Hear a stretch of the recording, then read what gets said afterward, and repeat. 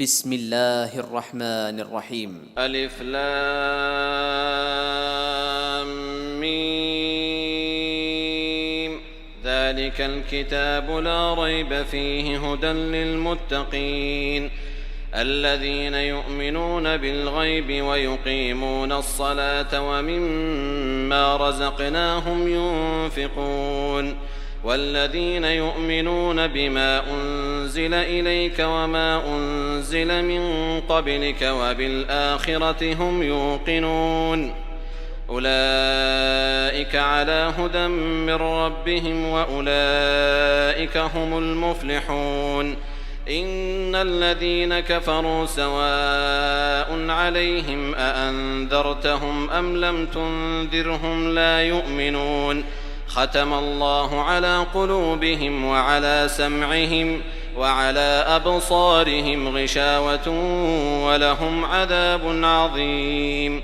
ومن الناس من يقول آمنا بالله وباليوم الآخر وما هم بمؤمنين يخادعون الله والذين آمنوا وما يخدعون إلا أنفسهم وما يشعرون في قلوبهم مرض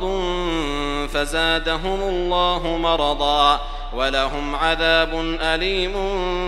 بما كانوا يكذبون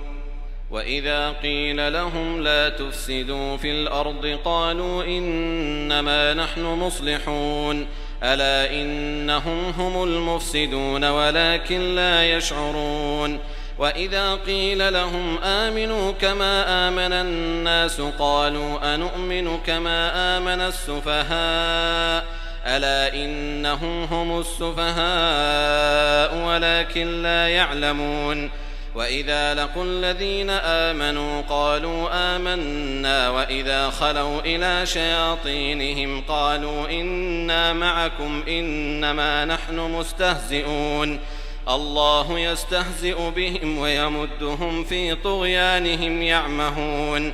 أولئك الذين اشتروا الضلالة بالهدى فما ربحت تجارتهم وما كانوا مهتدين مثلهم كمثل الذي استوقد نارا فلما أضاءت ما حوله ذهب الله بنورهم وتركهم في ظلمات لا يبصرون صم بكم عمي فهم لا يرجعون أو كصيب من السماء فيه ظلمات ورعد وبرق يجعلون أصابعهم في آذانهم من الصواعق حذر الموت والله محيط بالكافرين يكاد البرق يخطف أبصارهم كلما أضاء لهم مشوا فيه وإذا أظلم عليهم قاموا ولو شاء الله لذهب بسمعهم وأبصارهم إن الله على كل شيء قدير يا أيها الناس اعبدوا ربكم الذي خلقكم والذين من قبلكم لعلكم تتقون الذي جعل لكم الأرض فراشا والسماء بناء وأنزل من السماء ماء فأخرج به من الثمرات رزقا لكم فلا تجعلوا لله أندادا وأنتم تعلمون وإن كنتم في ريب مما نزلنا على عبدنا فأتوا بسورة من مثله وادعوا شهداءكم من دون الله إن كنتم صادقين فإن لم تفعلوا ولن تفعلوا فاتقوا النار التي وقودها الناس والحجارة أعدت للكافرين وبشر الذين آمنوا وعملوا الصالحات أن لهم جنات تجري من تحتها الأنهار كلما رزقوا منها من ثمرة رزقا قالوا هذا الذي رزقنا من قبل وأتوا به متشابها ولهم فيها أزواج مطهرة وهم فيها خالدون. إن الله لا يستحيي أن يضرب مثلا ما بعوضة فما فوقها فأما الذين آمنوا فيعلمون أنه الحق من ربهم وأما الذين كفروا فيقولون ماذا أراد الله بهذا مثلا يضل به كثيرا ويهدي به كثيرا وما يضل به إلا الفاسقين الذين ينقضون عهد الله من بعد ميثاقه ويقطعون ما أمر الله به أن يوصل ويفسدون في الأرض أولئك هم الخاسرون. كيف تكفرون بالله وكنتم أمواتا فأحياكم ثم يميتكم ثم يحييكم ثم إليه ترجعون. هو الذي خلق لكم ما في الأرض جميعا ثم استوى إلى السماء فسواهن 7 سماوات وهو بكل شيء عليم. وإذ قال ربك للملائكة إني جاعل في الأرض خليفة قالوا أتجعل فيها من يفسد فيها ويسفك الدماء ونحن نسبح بحمدك ونقدس لك قال إني أعلم ما لا تعلمون. وعلم آدم الأسماء كلها ثم عرضهم على الملائكة فقال أنبئوني بأسماء هؤلاء إن كنتم صادقين. قالوا سبحانك لا علم لنا إلا ما علمتنا إنك أنت العليم الحكيم. قال يا آدم أنبئهم بأسمائهم فلما أنبأهم بأسمائهم قال ألم أقل لكم إني أعلم غيب السماوات والأرض وأعلم ما تبدون وما كنتم تكتمون. وإذ قلنا للملائكة اسجدوا لآدم فسجدوا إلا إبليس أبى واستكبر وكان من الكافرين. وقلنا يا آدم اسكن أنت وزوجك الجنة وكلا منها رغدا حيث شئتما ولا تقربا هذه الشجرة فتكونا من الظالمين. فأزلهما الشيطان عنها فأخرجهما مما كانا فيه وقلنا اهبطوا بعضكم لبعض عدو ولكم في الأرض مستقر ومتاع إلى حين. فتلقى آدم من ربه كلمات فتاب عليه إنه هو التواب الرحيم. قلنا اهبطوا منها جميعا فإما يأتينكم مني هدى فمن تبع هداي فلا خوف عليهم ولا هم يحزنون. والذين كفروا وكذبوا بآياتنا أولئك أصحاب النار هم فيها خالدون. يا بني إسرائيل اذكروا نعمتي التي أنعمت عليكم وأوفوا بعهدي أوف بعهدكم وإياي فارهبون. وآمنوا بما أنزلت مصدقا لما معكم ولا تكونوا أول كافر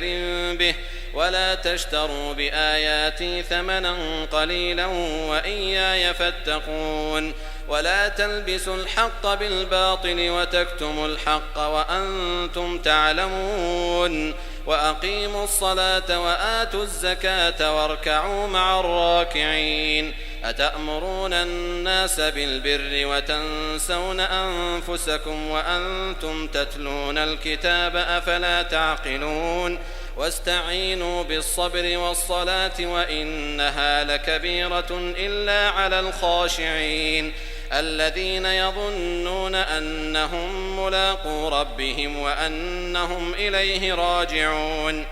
يا بني إسرائيل اذكروا نعمتي التي أنعمت عليكم وأني فضلتكم على العالمين واتقوا يوما لا تجزي نفس عن نفس شيئا ولا يقبل منها شفاعة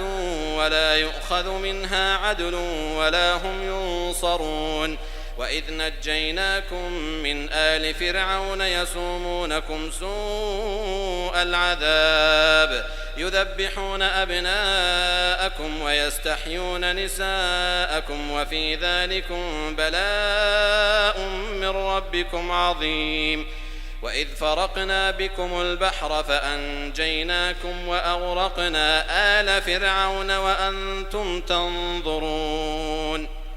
وإذ واعدنا موسى 40 ليلة ثم اتخذتم العجل من بعده وأنتم ظالمون ثم عفونا عنكم من بعد ذلك لعلكم تشكرون وإذ آتينا موسى الكتاب والفرقان لعلكم تهتدون وإذ قال موسى لقومه يا قوم إنكم ظلمتم أنفسكم باتخاذكم العجل فتوبوا إلى بارئكم فاقتلوا أنفسكم ذلكم خير لكم عند بارئكم فتاب عليكم إنه هو التواب الرحيم وإذ قلتم يا موسى لن نؤمن لك حتى نرى الله جهرة فأخذتكم الصاعقة وأنتم تنظرون ثم بعثناكم من بعد موتكم لعلكم تشكرون وظللنا عليكم الغمام وأنزلنا عليكم المن والسلوى كلوا من طيبات ما رزقناكم وما ظلمونا ولكن كانوا أنفسهم يظلمون وإذ قلنا ادخلوا هذه القرية فكلوا منها حيث شئتم رغدا وادخلوا الباب سجدا وقولوا حطة نغفر لكم خطاياكم وسنزيد المحسنين فبدل الذين ظلموا قولا غير الذي قيل لهم فأنزلنا على الذين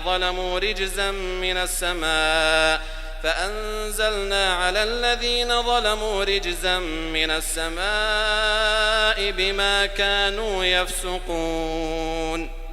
وإذ استسقى موسى لقومه فقلنا اضرب بعصاك الحجر فانفجرت منه 12 عينا قد علم كل أناس مشربهم كلوا واشربوا من رزق الله ولا تعثوا في الأرض مفسدين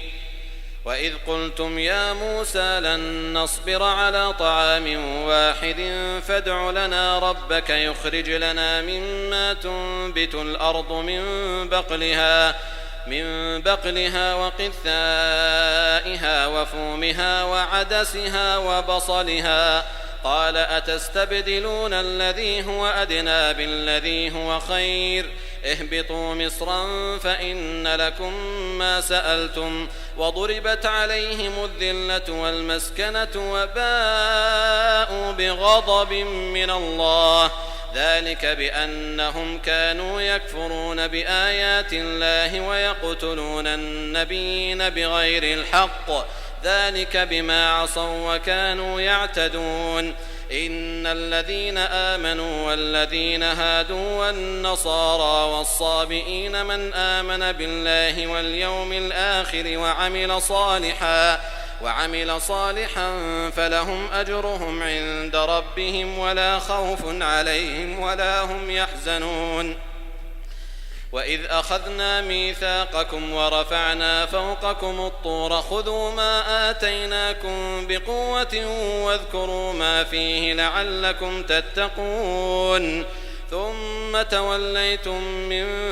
بعد ذلك فلولا فضل الله عليكم ورحمته لكنتم من الخاسرين ولقد علمتم الذين اعتدوا منكم في السبت فقلنا لهم كونوا قردة خاسئين فجعلناها نكالا لما بين يديها وما خلفها وموعظة للمتقين. وإذ قال موسى لقومه إن الله يأمركم أن تذبحوا بقرة قالوا أتتخذنا هزوا قال أعوذ بالله أن أكون من الجاهلين قالوا ادع لنا ربك يبين لنا ما هي قال إنه يقول إنها بقرة لا فارض ولا بكر عوان بين ذلك فافعلوا ما تؤمرون قالوا ادع لنا ربك يبين لنا ما لونها قال إنه يقول إنها بقرة صفراء فاقع لونها تسر الناظرين قالوا ادع لنا ربك يبين لنا ما هي إن البقرة شابه علينا وإنا إن شاء الله لمهتدون قال إنه يقول إنها بقرة لا ذلول تثير الأرض ولا تسقي الحرث مسلمة لا شية فيها قالوا الآن جئت بالحق فذبحوها وما كادوا يفعلون وإذ قتلتم نفسا فادارأتم فيها والله مخرج ما كنتم تكتمون فقلنا اضربوه ببعضها كذلك يحيي الله الموتى ويريكم آياته لعلكم تعقلون ثم قست قلوبكم من بعد ذلك فهي كالحجارة أو أشد قسوة وإن من الحجارة لما يتفجر منه الأنهار وإن منها لما يشقق فيخرج منه الماء وإن منها لما يهبط من خشية الله وما الله بغافل عما تعملون أفتطمعون أن يؤمنوا لكم وقد كان فريق منهم يسمعون كلام الله ثم يحرفونه من بعد ما عقلوه وهم يعلمون وإذا لقوا الذين آمنوا قالوا آمنا وإذا خلا بعضهم إلى بعض قالوا أتحدثونهم بما فتح الله عليكم ليحاجوكم به عند ربكم أفلا تعقلون أولا يعلمون أن الله يعلم ما يسرون وما يعلنون ومنهم أميون لا يعلمون الكتاب إلا أماني وإن هم إلا يظنون فويل للذين يكتبون الكتاب بأيديهم ثم يقولون هذا من عند الله ليشتروا به ثمنا قليلا فويل لهم مما كتبت أيديهم وويل لهم مما يكسبون وقالوا لن تمسنا النار إلا أياما معدودة قل أتخذتم عند الله عهدا فلن يخلف الله عهده أم تقولون على الله ما لا تعلمون بلى من كسب سيئة وأحاطت به خطيئته فأولئك أصحاب النار هم فيها خالدون والذين آمنوا وعملوا الصالحات أولئك أصحاب الجنة هم فيها خالدون وإذ أخذنا ميثاق بني إسرائيل لا تعبدون إلا الله وبالوالدين إحسانا وذي القربى واليتامى والمساكين وقولوا للناس حسنا وأقيموا الصلاة وآتوا الزكاة ثم توليتم إلا قليلا منكم وأنتم معرضون وإذ أخذنا ميثاقكم لا تسفكون دماءكم ولا تخرجون أنفسكم من دياركم ثم أقررتم وأنتم تشهدون ثم أنتم هؤلاء تقتلون أنفسكم وتخرجون فريقا منكم من ديارهم من ديارهم تظاهرون عليهم بالإثم والعدوان وإن يأتوكم أسارى تفادوهم وهو محرم عليكم إخراجهم أفتؤمنون ببعض الكتاب وتكفرون ببعض فما جزاء من يفعل ذلك منكم إلا خزي في الحياة الدنيا ويوم القيامة يردون إلى أشد العذاب وما الله بغافل عما تعملون أولئك الذين اشتروا الحياة الدنيا بالآخرة فلا يخفف عنهم العذاب ولا هم ينصرون. ولقد آتينا موسى الكتاب وقفينا من بعده بالرسل وآتينا عيسى ابن مريم البينات وأيدناه بروح القدس أفكلما جاءكم رسول بما لا تهوى أنفسكم استكبرتم ففريقا كذبتم وفريقا تقتلون وقالوا قلوبنا غلف بل لعنهم الله بكفرهم فقليلا ما يؤمنون ولما جاءهم كتاب من عند الله مصدق لما معهم وكانوا من قبل يستفتحون على الذين كفروا فلما جاءهم ما عرفوا كفروا به فلعنة الله على الكافرين بئس ما اشتروا به أنفسهم أن يكفروا بما أنزل الله بغيا أن ينزل الله من فضله على من يشاء من عباده فباءوا بغضب على غضب وللكافرين عذاب مهين. وإذا قيل لهم آمنوا بما أنزل الله قالوا نؤمن بما أنزل علينا ويكفرون بما وراءه وهو الحق مصدقا لما معهم قل فلم تقتلون أنبياء الله من قبل إن كنتم مؤمنين ولقد جاءكم موسى بالبينات ثم اتخذتم العجل من بعده وأنتم ظالمون وإذ أخذنا ميثاقكم ورفعنا فوقكم الطور خذوا ما آتيناكم بقوة واسمعوا قالوا سمعنا وعصينا وأشربوا في قلوبهم العجل بكفرهم قل بئس ما يأمركم به إيمانكم إن كنتم مؤمنين قل إن كانت لكم الدار الآخرة عند الله خالصة من دون الناس فتمنوا الموت إن كنتم صادقين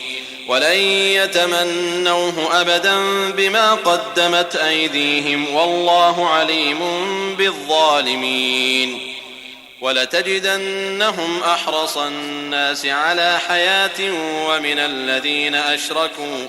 يود أحدهم لو يعمر 1000 سنة وما هو بمزحزحه من العذاب أن يعمر والله بصير بما يعملون قل من كان عدوا لجبريل فإنه نزله على قلبك بإذن الله مصدقا لما بين يديه وهدى وبشرى للمؤمنين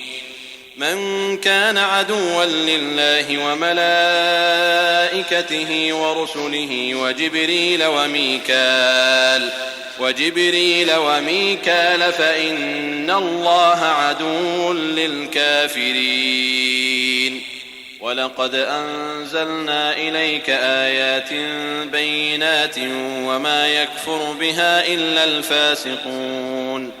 أوكلما عاهدوا عهدا نبذه فريق منهم بل أكثرهم لا يؤمنون ولما جاءهم رسول من عند الله مصدق لما معهم نبذ فريق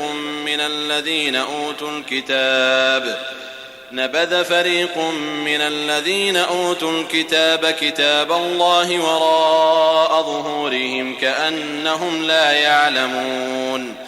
واتبعوا ما تتلو الشياطين على ملك سليمان وما كفر سليمان ولكن الشياطين كفروا يعلمون الناس السحر وما أنزل على الملكين ببابل هاروت وماروت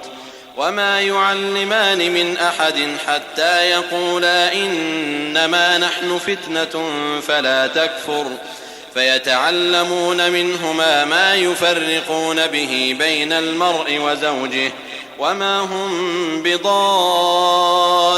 به من أحد إلا بإذن الله ويتعلمون ما يضرهم ولا ينفعهم ولقد علموا لمن اشتراه ما له في الآخرة من خلاق ولبئس ما شروا به أنفسهم لو كانوا يعلمون ولو أنهم آمنوا واتقوا لمثوبة من عند الله خير لو كانوا يعلمون يا أيها الذين آمنوا لا تقولوا راعنا وقولوا انظرنا واسمعوا وللكافرين عذاب أليم ما يود الذين كفروا من أهل الكتاب ولا المشركين أن ينزل عليكم من خير من ربكم والله يختص برحمته من يشاء والله ذو الفضل العظيم ما ننسخ من آية أو ننسها نأت بخير منها أو مثلها ألم تعلم أن الله على كل شيء قدير ألم تعلم أن الله له ملك السماوات والأرض وما لكم من دون الله من ولي ولا نصير أم تريدون أن تسألوا رسولكم كما سئل موسى من قبل ومن يتبدل الكفر بالإيمان فقد ضل سواء السبيل ود كثير من أهل الكتاب لو يردونكم من بعد إيمانكم كفارا حسدا من عند أنفسهم من بعد ما تبين لهم الحق فاعفوا واصفحوا حتى يأتي الله بأمره إن الله على كل شيء قدير وأقيموا الصلاة وآتوا الزكاة وما تقدموا لأنفسكم من خير تجدوه عند الله إن الله بما تعملون بصير وقالوا لن يدخل الجنة إلا من كان هودا أو نصارى تلك أمانيهم قل هاتوا برهانكم إن كنتم صادقين بلى من أسلم وجهه لله وهو محسن فله أجره عند ربه ولا خوف عليهم ولا هم يحزنون وقالت اليهود ليست النصارى على شيء وقالت النصارى ليست اليهود على شيء وهم يتلون الكتاب كذلك قال الذين لا يعلمون مثل قولهم فالله يحكم بينهم يوم القيامة فيما كانوا فيه يختلفون ومن أظلم ممن منع مساجد الله أن يذكر فيها اسمه وسعى في خرابها أولئك ما كان لهم أن يدخلوها إلا خائفين لهم في الدنيا خزي ولهم في الآخرة عذاب عظيم ولله المشرق والمغرب فأينما تولوا فثم وجه الله إن الله واسع عليم. وقالوا اتخذ الله ولدا سبحانه بل له ما في السماوات والأرض كل له قانتون. بديع السماوات والأرض وإذا قضى أمرا فإنما يقول له كن فيكون. وقال الذين لا يعلمون لولا يكلمنا الله أو تأتينا آية كذلك قال الذين من قبلهم مثل قولهم تشابهت قلوبهم قد بينا الآيات لقوم يوقنون. إنا أرسلناك بالحق بشيرا ونذيرا ولا تسأل عن أصحاب الجحيم. ولن ترضى عنك اليهود ولا النصارى حتى تتبع ملتهم قل إن هدى الله هو الهدى ولئن اتبعت أهواءهم بعد الذي جاءك من العلم ما لك من الله من ولي ولا نصير. الذين آتيناهم الكتاب يتلونه حق تلاوته أولئك يؤمنون به ومن يكفر به فأولئك هم الخاسرون. يا بني إسرائيل اذكروا نعمتي التي أنعمت عليكم وأني فضلتكم على العالمين. واتقوا يوما لا تجزي نفس عن نفس شيئا ولا يقبل منها عدل ولا تنفعها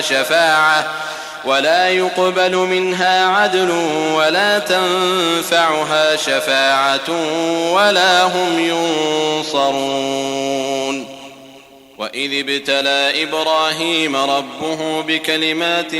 فأتمهن قال إني جاعلك للناس إماما قال ومن ذريتي قال لا ينال عهد الظالمين. وإذ جعلنا البيت مثابة للناس وأمنا واتخذوا من مقام إبراهيم مصلى وعهدنا إلى إبراهيم وإسماعيل أن طهر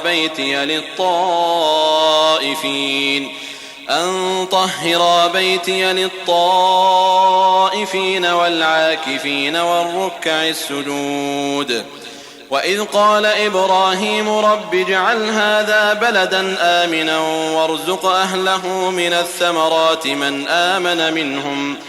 آمن منهم بالله واليوم الآخر قال ومن كفر فأمتعه قليلا ثم أضطره إلى عذاب النار وبئس المصير. وإذ يرفع إبراهيم القواعد من البيت وإسماعيل ربنا تقبل منا إنك أنت السميع العليم ربنا واجعلنا مسلمين لك ومن ذريتنا أمة مسلمة لك وأرنا مناسكنا وتب علينا إنك أنت التواب الرحيم. ربنا وابعث فيهم رسولا منهم يتلو عليهم آياتك ويعلمهم الكتاب والحكمة ويزكيهم إنك أنت العزيز الحكيم. ومن يرغب عن ملة إبراهيم إلا من سفه نفسه ولقد اصطفيناه في الدنيا وإنه في الآخرة لمن الصالحين. إذ قال له ربه أسلم قال أسلمت لرب العالمين. ووصى بها إبراهيم بنيه ويعقوب يا بني إن الله اصطفى لكم الدين فلا تموتن إلا وأنتم مسلمون.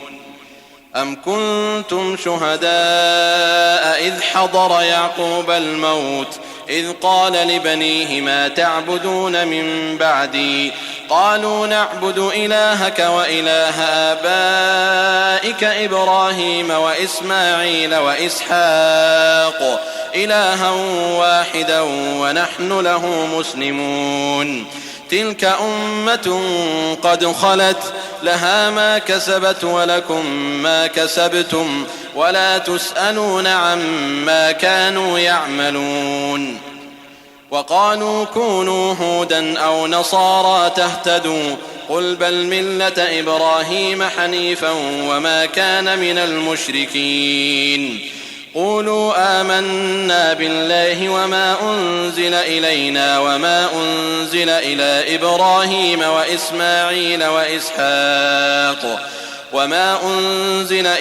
إبراهيم وإسماعيل وإسحاق ويعقوب والأسباط وما أوتي موسى وعيسى وما أوتي النبيون من ربهم لا نفرق بين أحد منهم ونحن له مسلمون فإن آمنوا بمثل ما آمنتم به فقد اهتدوا وإن تولوا فإنما هم في شقاق فسيكفيكهم الله وهو السميع العليم صبغة الله ومن أحسن من الله صبغة ونحن له عابدون قل أتحاجوننا في الله وهو ربنا وربكم ولنا أعمالنا ولكم أعمالكم ونحن له مخلصون أم تقولون إن إبراهيم وإسماعيل وإسحاق ويعقوب والأسباط كانوا هودا أو نصارى قل أأنتم أعلم أم الله ومن أظلم ممن كتم شهادة عنده من الله وما الله بغافل عما تعملون تلك أمة قد خلت لها ما كسبت ولكم ما كسبتم ولا تسألون عما كانوا يعملون سيقول السفهاء من الناس ما ولاهم عن قبلتهم التي كانوا عليها قل لله المشرق والمغرب يهدي من يشاء إلى صراط مستقيم وكذلك جعلناكم أمة وسطا لتكونوا شهداء على الناس ويكون الرسول عليكم شهيدا وما جعلنا القبلة التي كنت عليها إلا لنعلم من يتبع الرسول ممن ينقلب على عقبيه وإن كانت لكبيرة إلا على الذين هدى الله وما كان الله ليضيع إيمانكم إن الله بالناس لرؤوف رحيم قد نرى تقلب وجهك في السماء فلنولينك قبلة ترضاها فول وجهك شطر المسجد الحرام وحيث ما كنتم فولوا وجوهكم شطره وإن الذين أوتوا الكتاب ليعلمون أنه الحق من ربهم وما الله بغافل عما يعملون ولئن أتيت الذين أوتوا الكتاب بكل آية ما تبعوا قبلتك وما أنت بتابع قبلتهم وما بعضهم بتابع قبلة بعض ولئن اتبعت أهواءهم من بعد ما جاءك من العلم إنك إذا لمن الظالمين الذين آتيناهم الكتاب يعرفونه كما يعرفون أبناءهم وإن فريقا منهم ليكتمون الحق وهم يعلمون الحق من ربك فلا تكونن من الممترين ولكل وجهة هو موليها فاستبقوا الخيرات أينما تكونوا يأت بكم الله جميعا إن الله على كل شيء قدير ومن حيث خرجت فول وجهك شطر المسجد الحرام وإنه للحق من ربك وما الله بغافل عما تعملون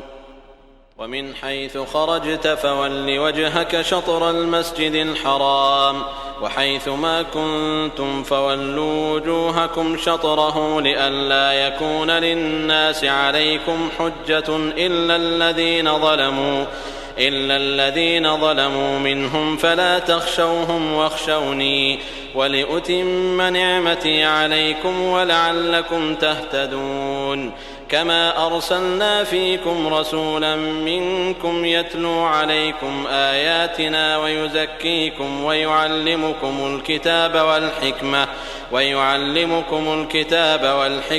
ويعلمكم ما لم تكونوا تعلمون فاذكروني أذكركم واشكروا لي ولا تكفرون يا أيها الذين آمنوا استعينوا بالصبر والصلاة إن الله مع الصابرين ولا تقولوا لمن يقتل في سبيل الله أموات بل أحياء ولكن لا تشعرون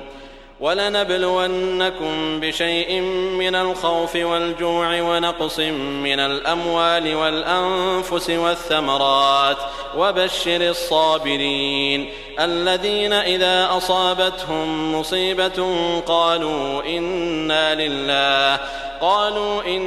لله وإنا إليه راجعون أولئك عليهم صلوات من ربهم ورحمة وأولئك هم المهتدون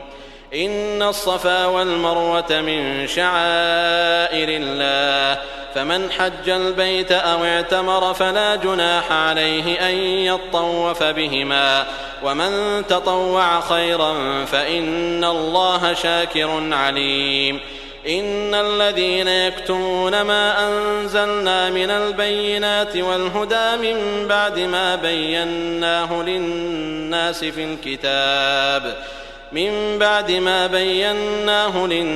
في الكتاب أولئك يلعنهم الله ويلعنهم اللاعنون إلا الذين تابوا وأصلحوا وبينوا فأولئك أتوب عليهم وأنا التواب الرحيم إن الذين كفروا وماتوا وهم كفار أولئك عليهم لعنة الله والملائكة والناس أجمعين خالدين فيها لا يخفف عنهم العذاب ولا هم ينظرون وإلهكم إله واحد لا إله إلا هو الرحمن الرحيم إن في خلق السماوات والأرض واختلاف الليل والنهار والفلك التي تجري في البحر بما ينفع الناس وما أنزل الله من السماء من ماء فأحيا به الأرض بعد موتها وبث فيها من كل دابة وتصريف الرياح والسحاب المسخر بين السماء والأرض لآيات لقوم يعقلون ومن الناس من يتخذ من دون الله أندادا يحبونهم كحب الله والذين آمنوا أشد حبا لله ولو يرى الذين ظلموا إذ يرون العذاب أن القوة لله جميعا وأن الله شديد العذاب إذ تبرأ الذين اتبعوا من الذين اتبعوا ورأوا العذاب وتقطعت بهم الأسباب وقال الذين اتبعوا لو أن لنا كرة فنتبرأ منهم كما تبرأوا منا كذلك يريهم الله أعمالهم حسرات عليهم وما هم بخارجين من النار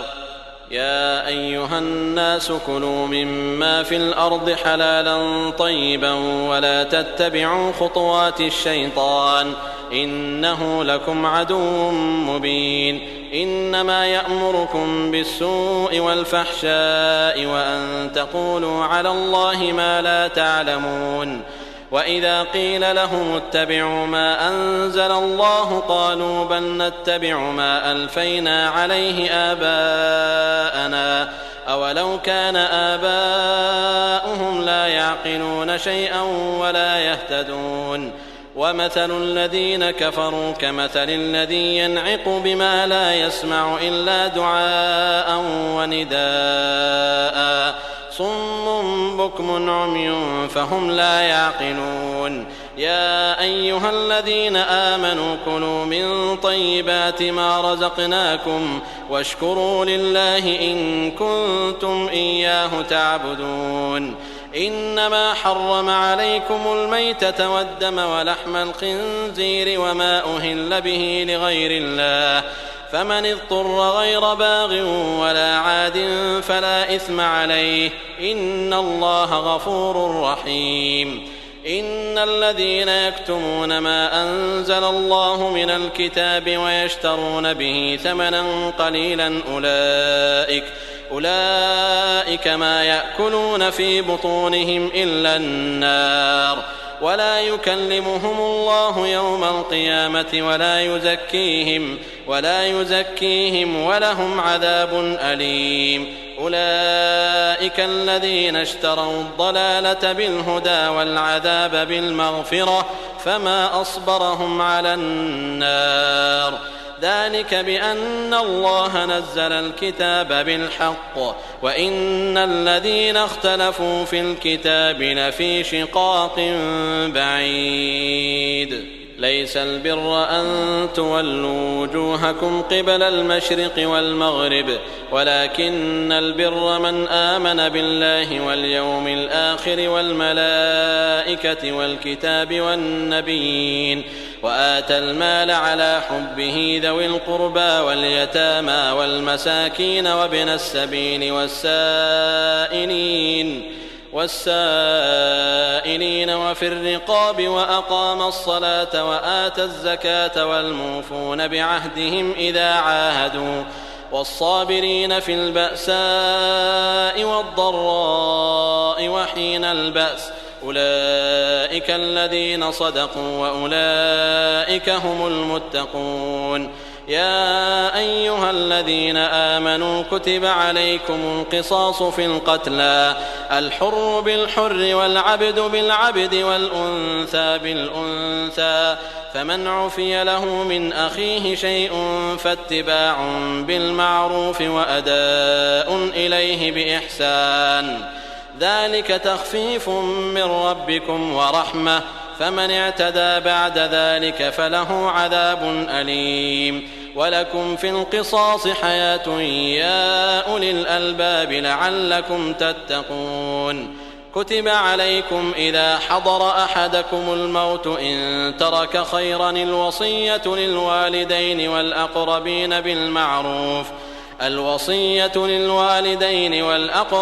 بالمعروف حقا على المتقين فمن بدله بعدما سمعه فإنما إثمه على الذين يبدلونه إن الله سميع عليم فمن خاف من موص جنفا أو إثما فأصلح بينهم فلا إثم عليه إن الله غفور رحيم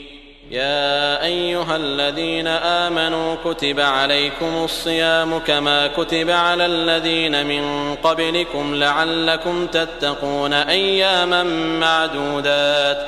فمن كان منكم مريضا أو على سفر فعدة من أيام أخر وعلى الذين يطيقونه فدية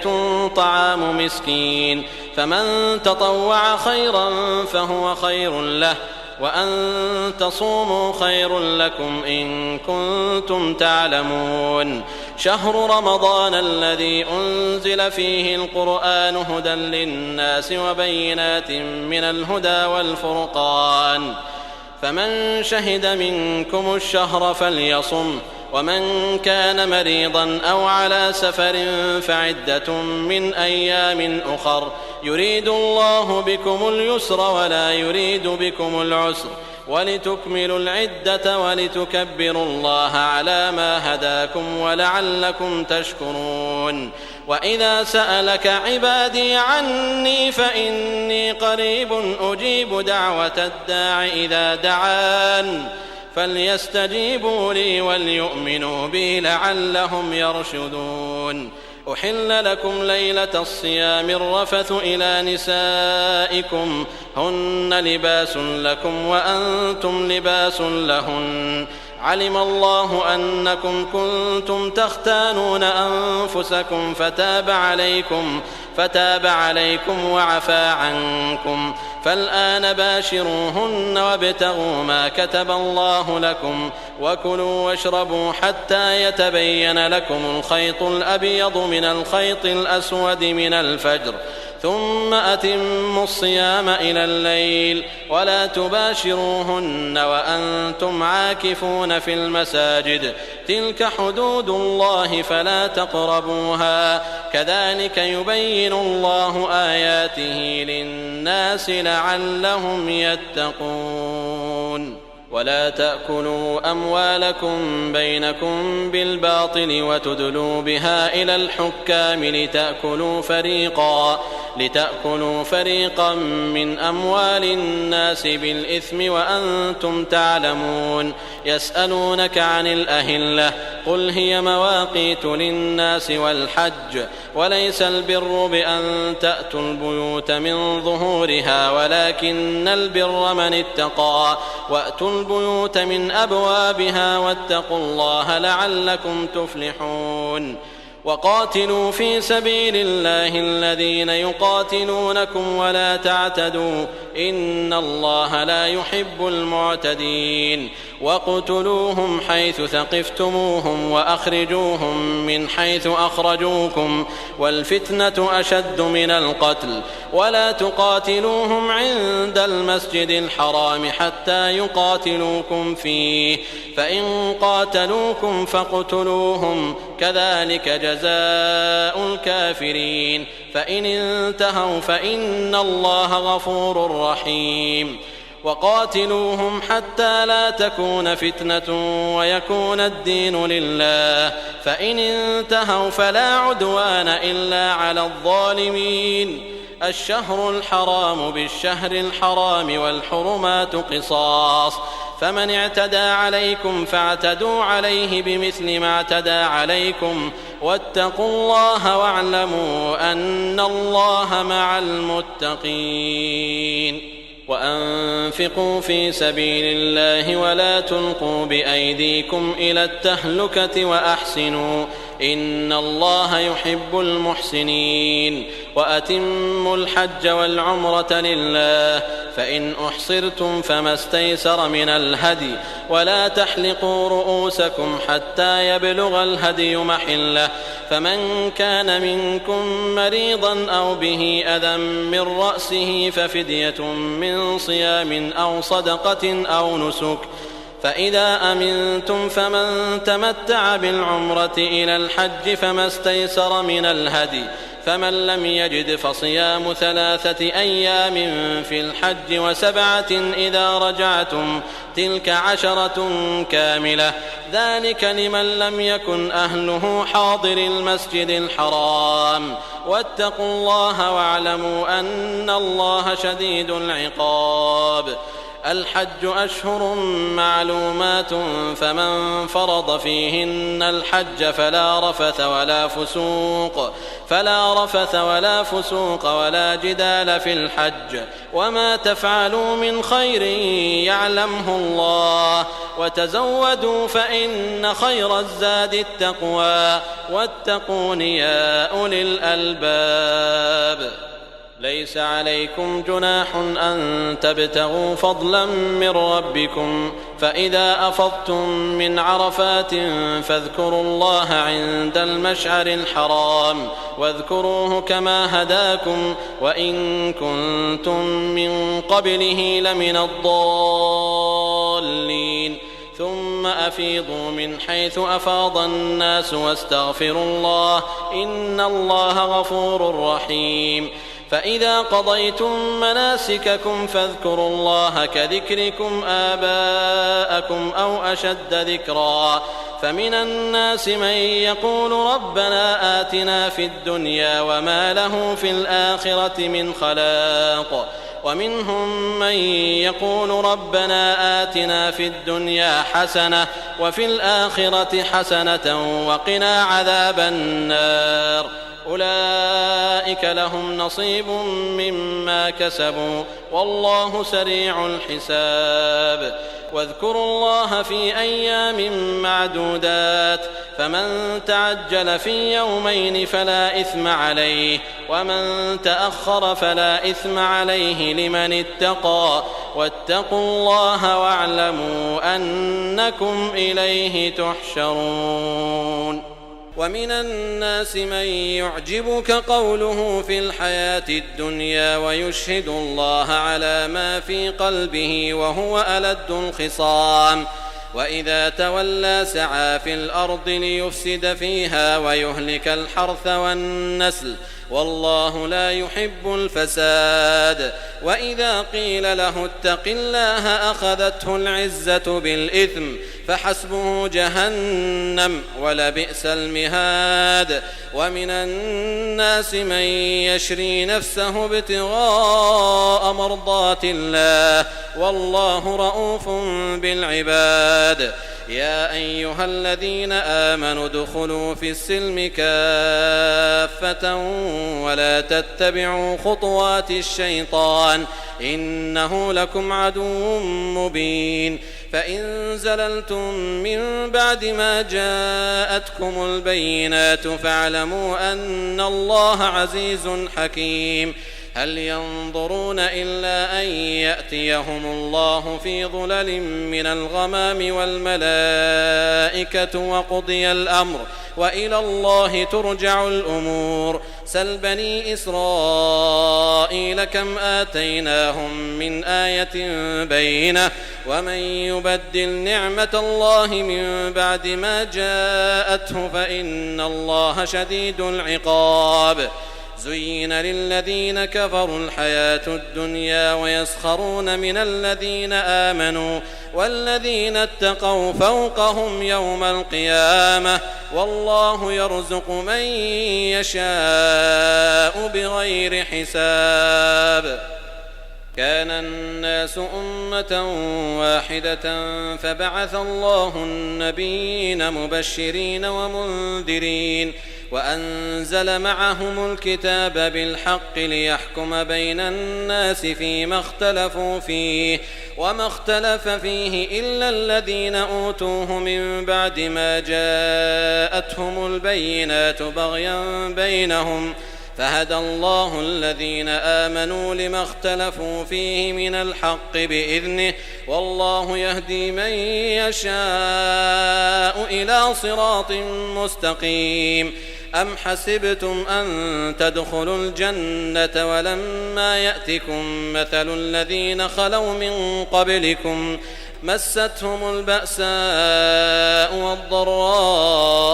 وزلزلوا حتى يقول الرسول والذين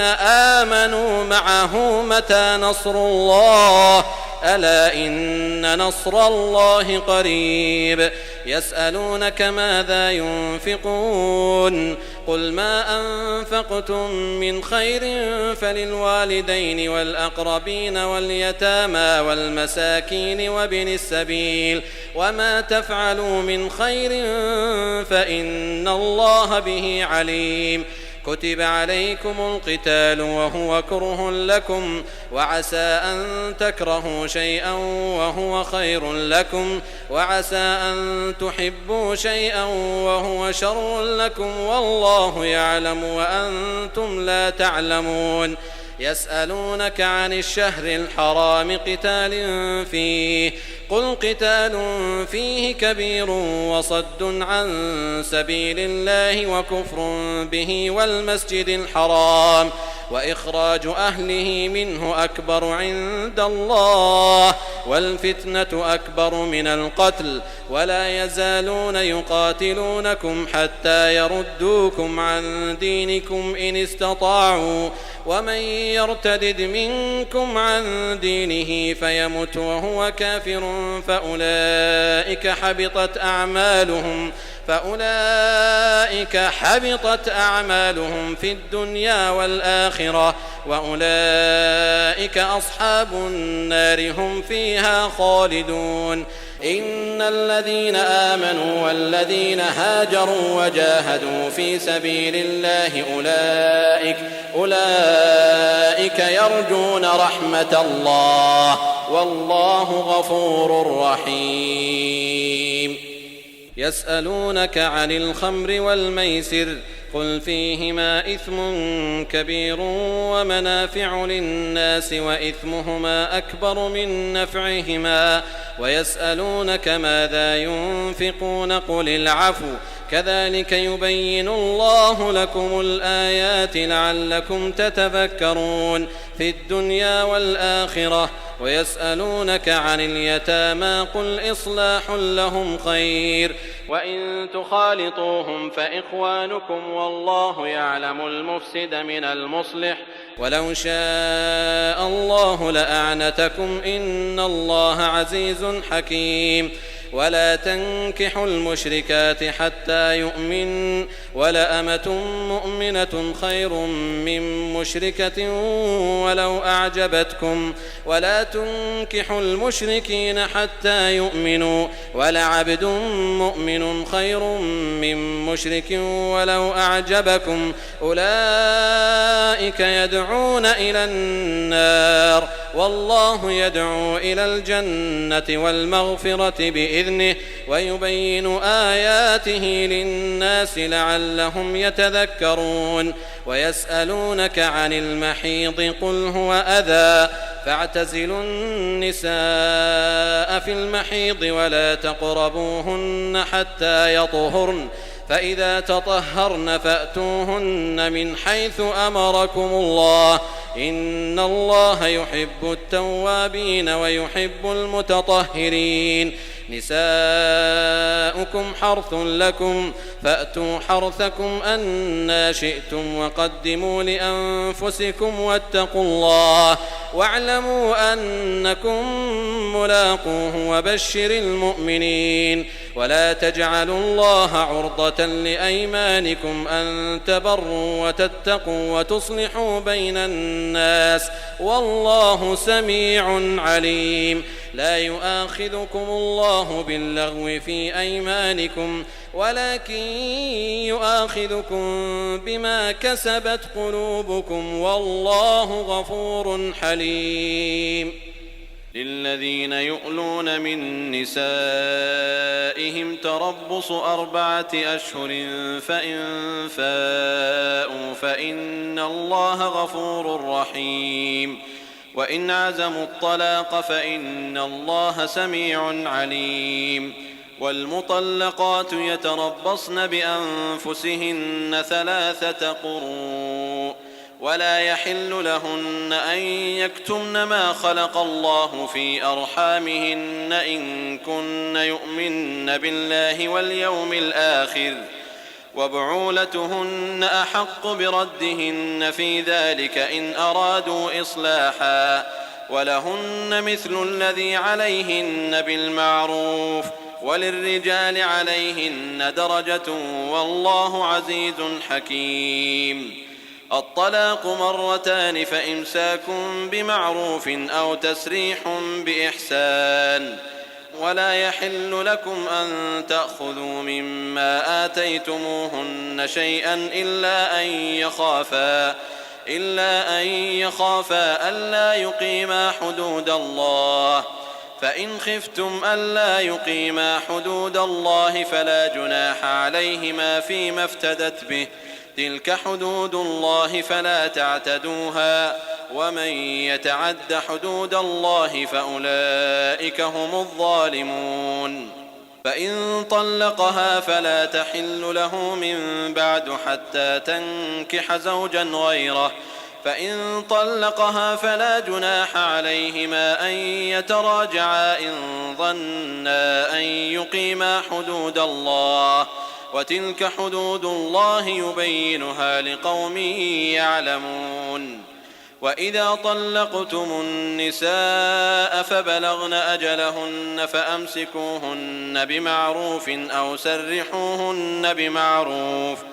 ولا تمسكوهن ضرارا لتعتدوا، ومن يفعل ذلك فقد ظلم نفسه. ولا تتخذوا آيات الله هزوا، واذكروا نعمة الله عليكم وما أنزل عليكم من الكتاب والحكمة يعظكم به، واتقوا الله واعلموا أن الله بكل شيء عليم. وإذا طلقتم النساء فبلغن أجلهن فلا تعضلوهن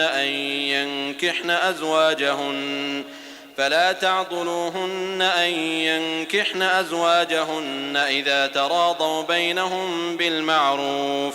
ذلك يوعظ به من كان منكم يؤمن بالله واليوم الآخر، ذلكم أزكى لكم وأطهر، والله يعلم وأنتم لا تعلمون. والوالدات يرضعن أولادهن حولين كاملين لمن أراد أن يتم الرضاعة، وعلى المولود له رزقهن وكسوتهن بالمعروف، لا تكلف نفس إلا وسعها، لا تضار والدة بولدها ولا مولود له بولده، وعلى الوارث مثل ذلك، فإن أرادا فصالا عن تراض منهما وتشاور فلا جناح عليهما. وإن أردتم أن تسترضعوا أولادكم فلا جناح عليكم إذا سلمتم ما آتيتم بالمعروف، واتقوا الله واعلموا أن الله بما تعملون بصير. والذين يتوفون منكم ويذرون أزواجا يتربصن بأنفسهن 4 أشهر وعشرا، فإذا بلغن أجلهن فلا جناح عليكم فيما فعلن في أنفسهن بالمعروف، والله بما تعملون خبير. ولا جناح عليكم فيما عرضتم به من خطبة النساء أو أكننتم في أنفسكم، علم الله أنكم ستذكرونهن ولكن لا تواعدوهن سرا إلا أن تقولوا قولا معروفا، ولا تعزموا عقدة النكاح حتى يبلغ الكتاب أجله، واعلموا أن الله يعلم ما في أنفسكم فاحذروه، واعلموا أن الله غفور حليم. لا جناح عليكم إن طلقتم النساء ما لم تمسوهن أو تفرضوا لهن فريضة، ومتعوهن على الموسع قدره وعلى المقتر قدره متاعا بالمعروف حقا على المحسنين. وإن طلقتموهن من قبل أن تمسوهن وقد فرضتم لهن فريضة فنصف ما فرضتم إلا أن يعفون أو يعفو الذي بيده عقدة النكاح، وأن تعفوا أقرب للتقوى، ولا تنسوا الفضل بينكم، إن الله بما تعملون بصير. حافظوا على الصلوات والصلاة الوسطى وقوموا لله قانتين. فإن خفتم فرجالا أو ركبانا فإذا أمنتم فاذكروا الله كما علمكم ما لم تكونوا تعلمون. والذين يتوفون منكم ويذرون أزواجا وصية لأزواجهم متاعا إلى الحول غير إخراج، فإن خرجن فلا جناح عليكم فيما فعلن في أنفسهن من معروف، والله عزيز حكيم. وللمطلقات متاع بالمعروف حقا على المتقين. كذلك يبين الله لكم آياته لعلكم تعقلون ألم تر إلى الذين خرجوا من ديارهم وهم ألوف حذر الموت فقال لهم الله موتوا ثم أحياهم إن الله لذو فضل على الناس ولكن أكثر الناس لا يشكرون وقاتلوا في سبيل الله واعلموا أن الله سميع عليم من ذا الذي يقرض الله قرضا حسنا فيضاعفه له أضعافا كثيرة والله يقبض ويبسط وإليه ترجعون ألم تر إلى الملأ من بني إسرائيل من بعد موسى إذ قالوا لنبي لهم ابعث لنا ملكا نقاتل في سبيل الله قال هل عسيتم إن كتب عليكم القتال ألا تقاتلوا قالوا وما لنا ألا نقاتل في سبيل الله وقد أخرجنا من ديارنا وأبنائنا فلما كتب عليهم القتال تولوا إلا قليلا منهم والله عليم بالظالمين وقال لهم نبيهم إن الله قد بعث لكم طالوت ملكا قالوا أنى يكون له الملك علينا ونحن أحق بالملك منه ولم يؤت سعة من المال قال إن الله اصطفاه عليكم وزاده بسطة في العلم والجسم والله يؤتي ملكه من يشاء والله واسع عليم وقال لهم نبيهم إن آية ملكه أن يأتيكم التابوت فيه سكينة من ربكم وبقية مما ترك آل موسى وآل هارون تحمله الملائكة إن في ذلك لآية لكم إن كنتم مؤمنين فلما فصل طالوت بالجنود قال إن الله مبتليكم بنهر فمن شرب منه فليس مني ومن لم يطعمه فإنه مني إلا من اغترف غرفة بيده فشربوا منه إلا قليلا منهم فلما جاوزه هو والذين آمنوا معه قالوا لا طاقة لنا اليوم بجالوت وجنوده قال الذين يظنون أنهم ملاقوا الله كم من فئة قليلة غلبت فئة كثيرة بإذن الله والله مع الصابرين ولما برزوا لجالوت وجنوده قالوا ربنا أفرغ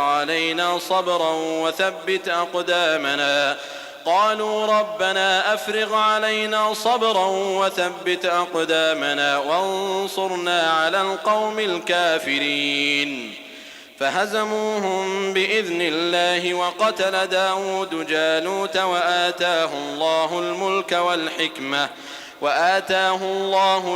والحكمة وعلمه مما يشاء ولولا دفع الله الناس بعضهم ببعض لفسدت الأرض ولكن الله ذو فضل على العالمين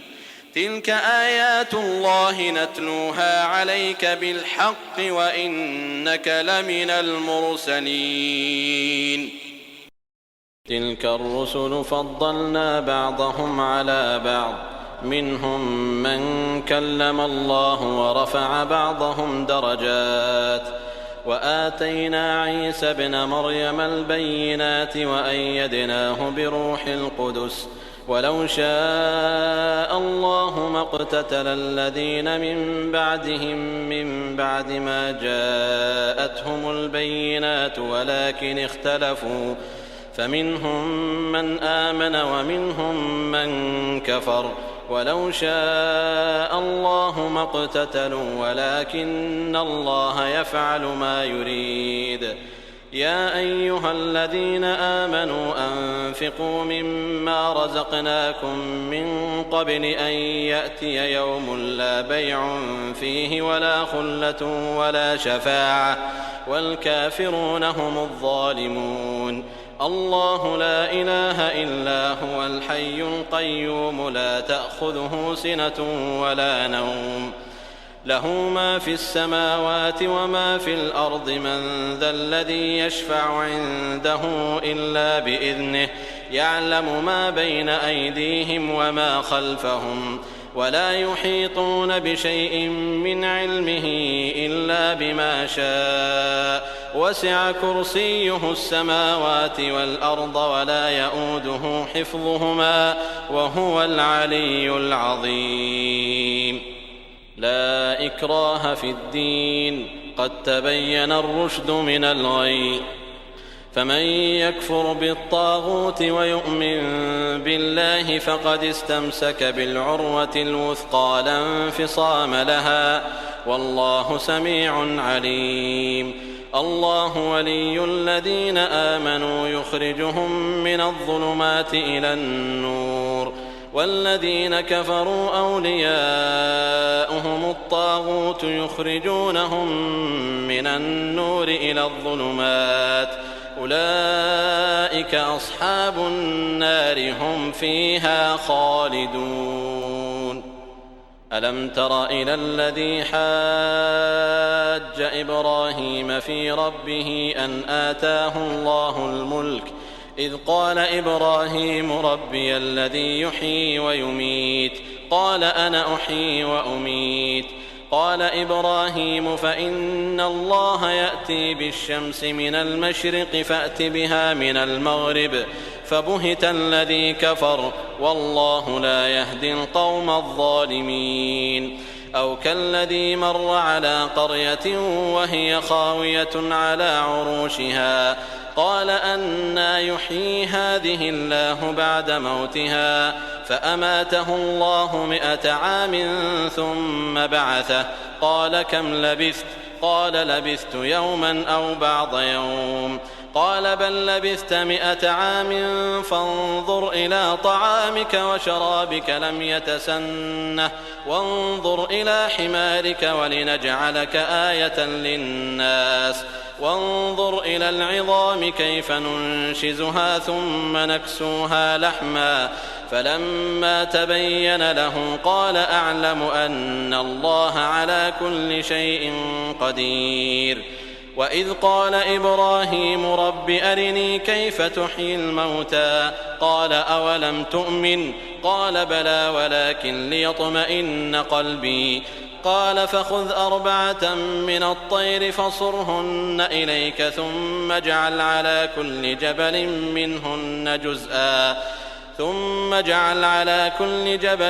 منهن جزءا ثم ادعهن يأتينك سعيا واعلم أن الله عزيز حكيم. مثل الذين ينفقون أموالهم في سبيل الله كمثل حبة أنبتت 7 سنابل في كل سنبلة 100 حبة والله يضاعف لمن يشاء والله واسع عليم. الذين ينفقون أموالهم في سبيل الله ثم لا يتبعون ما أنفقوا منا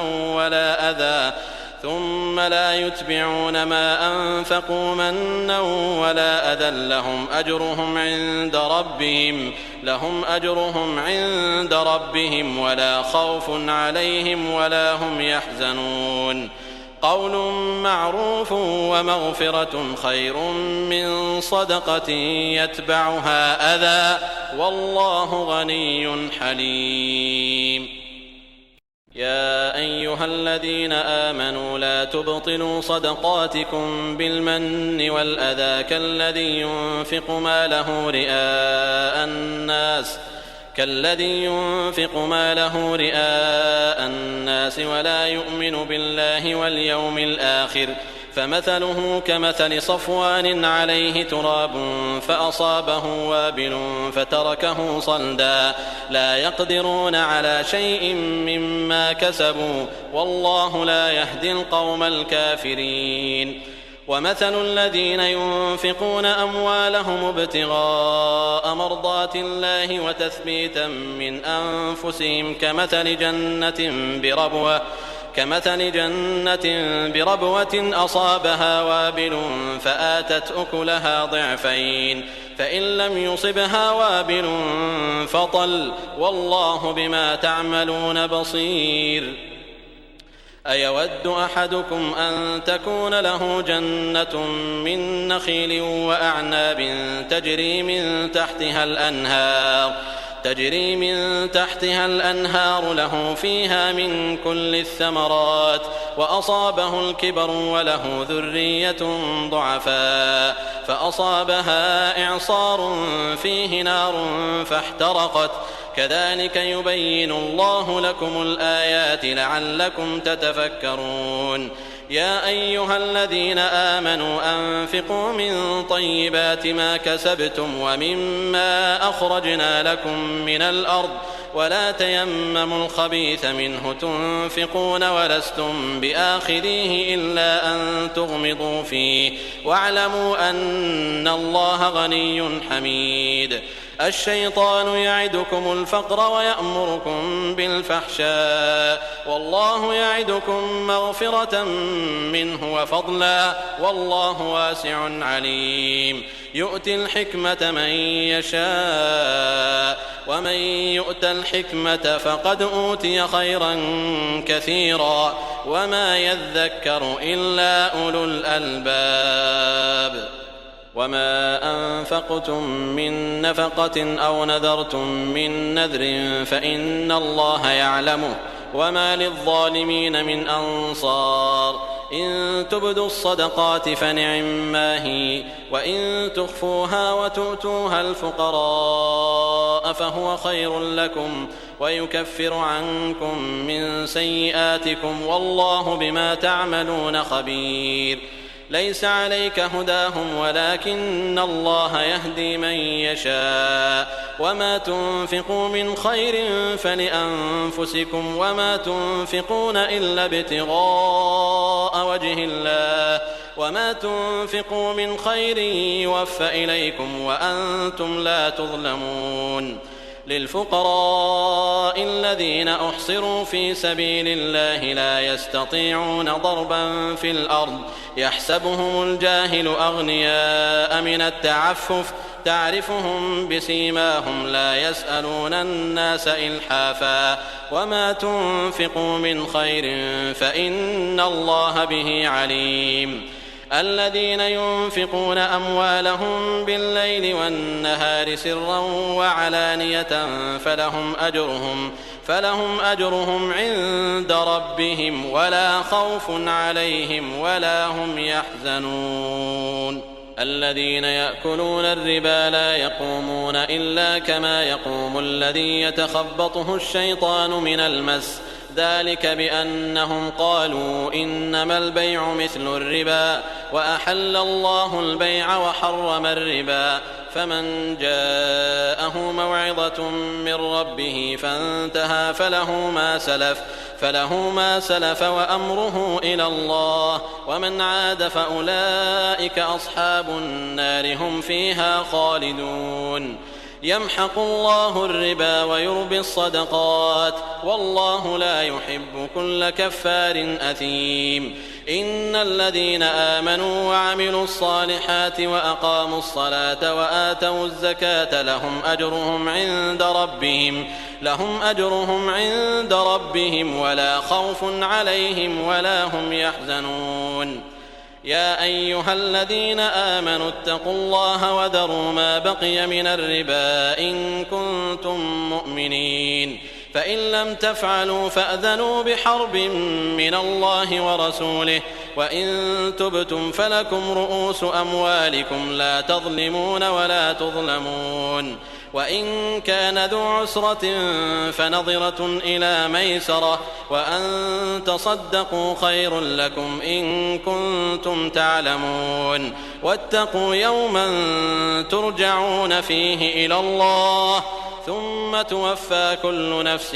ما كسبت وهم لا يظلمون. يا أيها الذين آمنوا إذا تداينتم بدين إلى أجل مسمى فاكتبوه وليكتب بينكم كاتب بالعدل ولا يأب كاتب أن يكتب كما علمه الله فليكتب وليملل الذي عليه الحق وليتق الله ربه ولا يبخس منه شيئا فإن كان الذي عليه الحق سفيها أو ضعيفا أو لا يستطيع أن يمل هو فليملل وليه بالعدل واستشهدوا شهيدين من رجالكم فإن لم يكونا رجلين فرجل وامرأتان ممن ترضون من الشهداء أن تضل إحداهما فتذكر إحداهما الأخرى ولا يأبى الشهداء إذا ما دعوا ولا تسأموا أن تكتبوه صغيرا أو كبيرا إلى أجله ذلكم أقسط عند الله وأقوم للشهادة وأدنى ألا ترتابوا إلا أن تكون تجارة حاضرة تديرونها بينكم فليس عليكم جناح ألا تكتبوها وأشهدوا إذا تبايعتم ولا يضار كاتب ولا شهيد وإن تفعلوا فإنه فسوق بكم واتقوا الله ويعلمكم الله والله بكل شيء عليم. وإن كنتم على سفر ولم تجدوا كاتبا فرهان مقبوضة فإن أمن بعضكم بعضا فليؤدي الذي اؤتمن أمانته وليتق الله ربه ولا تكتموا الشهادة ومن يكتمها فإنه آثم قلبه والله بما تعملون عليم. لله ما في السماوات وما في الأرض وإن تبدوا ما في أنفسكم أو تخفوه يحاسبكم به الله فيغفر لمن يشاء ويعذب من يشاء والله على كل شيء قدير. آمن الرسول بما أنزل إليه من ربه والمؤمنون كل آمن بالله وملائكته وكتبه ورسله لا نفرق بين أحد من رسله وقالوا سمعنا وأطعنا غفرانك ربنا وإليك المصير. لا يكلف الله نفسا إلا وسعها لها ما كسبت وعليها ما اكتسبت ربنا لا تؤاخذنا إن نسينا أو أخطأنا ربنا ولا تحمل علينا إصرا كما حملته على الذين من قبلنا ربنا ولا تحملنا ما لا طاقة لنا به واعف عنا واغفر لنا وارحمنا أنت مولانا فانصرنا على القوم الكافرين.